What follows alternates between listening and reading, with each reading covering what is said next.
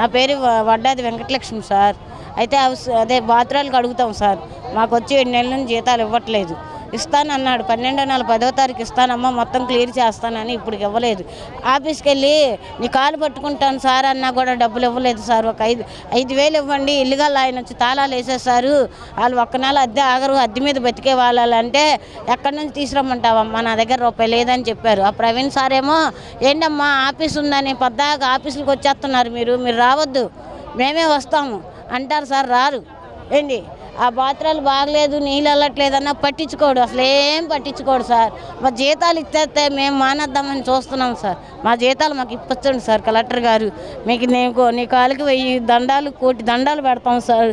నానా హింసల్లో ఉన్నాం సార్ మేము. నాకు బాగా మా ఇంట్లో పరిస్థితి ఎలా ఉందంటే అలా ఉంది. డోకరా కట్టుకోవాలి, డోకరా వాళ్ళు వచ్చి తిడుతున్నారు ఇష్టసారంగా. ఏం జీతాలమ్మా ఏంటమ్మా అంటున్నారు సార్. మరి మేము ఎలా బతకాలి సార్, చెప్పండి సార్. ఆ జీతం ఇస్తే బతుకుతాం, లేదంటే ఎలకల మందు ఏదో తాగి చచ్చిపోతాం సార్. మేము ఇంకా అదే చేస్తున్నాం. మేమిద్దరం చేసే వాళ్ళకు ఒక్కరికి పెట్టారు సార్, మా ఆయన తీసేసాడు. పోనీ మా ఆయన జీతమైన ఒక 5 నెలల జీతం ఉంది ఇవ్వమంటే ఇవ్వట్లేదు సార్. నోటికి వచ్చినా మాట్లాడుతున్నారు వాళ్ళు. ఎందుకని సార్ మేము కష్టపడి ఆయన చేత మాటలు పట్టం. అందుకనే ఈ 2 రోజులు చూసి ఆయన ఇవ్వకపోతే మాత్రం ఎలకల మందు ఏదో తాగి చచ్చిపోతామని చూస్తున్నాం సార్. అప్పులో వచ్చి ఇంటి మీద పడుతుంటే మాకు సిగ్గేస్తుంది.